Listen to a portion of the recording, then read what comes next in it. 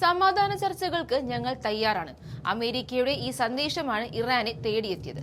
എന്നാൽ ഒരു ചർച്ചകൾക്കും തയ്യാറല്ലെന്ന ഇറാന്റെ മറുപടി അക്ഷരാർത്ഥത്തിൽ അമേരിക്കയെ ഞെട്ടിക്കുന്നുണ്ട്. ലഭിക്കുന്ന അവസരത്തിൽ ഇറാൻ മാപ്പ് പറഞ്ഞ് തടിയൂരുമെന്ന പ്രതീക്ഷയിലാണ് അമേരിക്ക നിന്നത്. ഭീഷണിയുടെ നിഴലിൽ നിന്നുകൊണ്ടുള്ള യാതൊരു ചർച്ചയ്ക്കും തങ്ങൾ തയ്യാറല്ലെന്ന് ഇറാൻ വ്യക്തമാക്കിയതോടെ കുടുങ്ങിയത് അമേരിക്കയാണ്. സമാധാന ചർച്ചകൾക്ക് ഇറാൻ വഴങ്ങണമെങ്കിൽ ആദ്യം ഭീഷണികൾ അവസാനിപ്പിക്കണമെന്ന നിലപാടിലാണ് ടെഹ്റാൻ സ്വീകരിച്ചിരിക്കുന്നത്. എന്നാൽ ഇറാന്റെ തുറമുഖങ്ങൾക്ക് മേൽ ഏർപ്പെടുത്തിയിരിക്കുന്ന നാവിക ഉപരോധം തുടരുമെന്ന് US പ്രസിഡന്റ് ഡൊണാൾഡ് ട്രംപ് തിരിച്ചടിക്കുന്നുണ്ട്. ഒരു അന്തിമ കരാറിൽ ഒപ്പുവയ്ക്കാൻ ഇറാൻ തയ്യാറാകാത്തിടത്തോളം കാലം ഈ ഉപരോധം പിൻവലിക്കില്ലെന്ന് ട്രംപ് ആവർത്തിച്ചു പറയുന്നു. ഉപരോധം നിങ്ങൾ പിൻവലിക്കേണ്ടെന്നും തങ്ങൾക്ക് കഴിയുന്നത് പോലെ തിരിച്ചടിക്കും എന്നുമുള്ള ലൈനിലാണ് ഇപ്പോഴും ഇറാൻ നിൽക്കുന്നത്. എന്തു വന്നാലും കീഴടങ്ങില്ലെന്നും സമാധാന ചർച്ചകൾക്ക് തയ്യാറല്ലെന്നുമുള്ള ഇറാൻ നിലപാടുകളിൽ ഇസ്രായേലും ഞെട്ടിയിരിക്കുകയാണ്. എന്തായാലും യുദ്ധത്തിനിടയിൽ നഷ്ടപ്പെട്ട ആയുധശേഷി പൂർവാധികം ശക്തിയോടെ തിരിച്ചുപിടിച്ചതായി ഇറാൻ അറിയിച്ചു.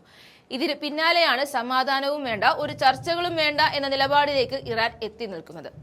മിസൈലുകളും മിസൈൽ ലോഞ്ചറുകളും ഉൾപ്പെടെയാണ് അതിവേഗത്തിൽ പുനഃസ്ഥാപിച്ചിരിക്കുന്നത്. ഇറാൻ വിപ്ലവ ഗാർഡ് വ്യോമസേന കമാൻഡർ ജനറൽ സയ്യിദ് മാജിദ് മുസവിയാണ് ഇക്കാര്യത്തിൽ വെളിപ്പെടുത്തൽ നടത്തിയിരിക്കുന്നത്. 2 ആഴ്ചത്തെ വെടിനിർത്തൽ കാലയളവിനുള്ളിലാണ് മിസൈലുകളുടെയും ഡ്രോണുകളുടെയും ശേഖരം മുമ്പത്തേക്കാളും അതിവേഗത്തിൽ ഇറാൻ പുനഃസ്ഥാപിക്കുന്നതെന്ന് ഉന്നത സൈനിക കമാൻഡർ അറിയിച്ചിട്ടുണ്ട്. മിസൈൽ, ഡ്രോൺ ലോഞ്ചറുകൾ പുനഃസ്ഥാപിക്കുന്ന ദൃശ്യങ്ങളും സയ്യിദ് മജിദ് മുസവി പുറത്തുവിട്ടിട്ടുണ്ട്. വെടിനിർത്തൽ കാലയളവിൽ ശത്രുക്കൾക്ക് ഇത്തരത്തിൽ ആയുധശേഷി പുനഃസ്ഥാപിക്കാൻ കഴിയില്ലെന്ന് ബോധ്യമുണ്ട്.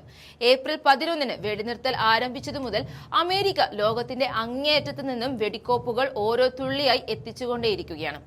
യുദ്ധത്തിന്റെ ഓരോ ഘട്ടത്തിലും അമേരിക്ക പരാജയപ്പെട്ടിരിക്കുകയാണ്. ഹോർമൂസ് കടലിടുക്കും ലെബനനും തുടങ്ങി ഈ മേഖല മുഴുവനായും അമേരിക്കയ്ക്ക് നഷ്ടമായിരിക്കുകയാണ്. അമേരിക്കയുടെയും ഇസ്രായേലിന്റെയും ആഴ്ചകൾ നീണ്ട ബോംബാക്രമണങ്ങളിൽ നിന്നും ഇറാന്റെ മിസൈൽ ശേഷിയെ സംരക്ഷിച്ചത് അത്യാധുനികമായ ഭൂഗർഭ സംഭരണശാലകളാണെന്ന് ദിവസങ്ങൾക്ക് മുമ്പ് വാൾ സ്ട്രീറ്റ് ജേർണൽ റിപ്പോർട്ട് ചെയ്തിരുന്നു.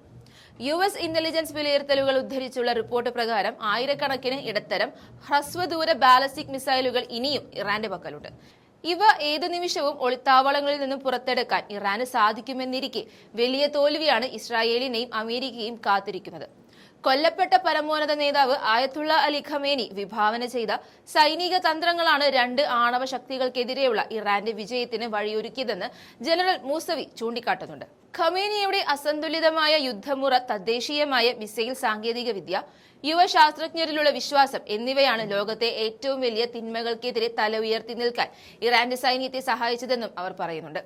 ഇനിയും ഏത് നീക്കത്തിനും സൈന്യം സജ്ജമാണെന്നും ഇറാൻ അറിയിച്ചിട്ടുണ്ട്. അമേരിക്ക വെടിനിർത്തൽ കരാർ ലംഘിച്ചതിനാൽ ശനിയാഴ്ച മുതൽ ഹോർമൂസ് കടലിടുക്ക് വീണ്ടും അടച്ചതായി IRGC പ്രഖ്യാപിച്ചിട്ടുണ്ട്.